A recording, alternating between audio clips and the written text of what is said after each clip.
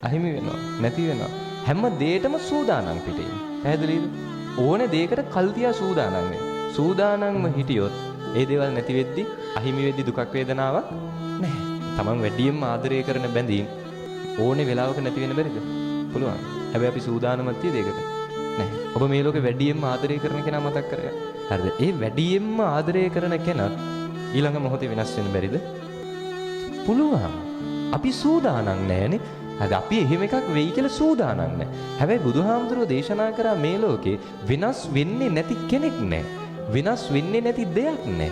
මේ හැමදේම වෙනස් වෙනවා.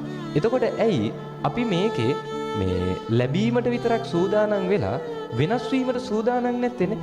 හිමිවීමට විතරක් සූදානම් වෙන අපි ඇයි මේකේ අහිමි වීමට සූදානම් නැත්තේ? ඒ නිසායි අපි මේකේ දුක් විඳින්නේ. ඒ නිසා බලාපොරොත්තු වෙමින් ඉන්න. ඔය ළඟම ඉන්න අයත්, ඔබේම කියන අයත්, ඔය තමන්ගේම කියන අයත් ඕනෑම මොහොතක වෙනස් වෙන්න පුළුවන්.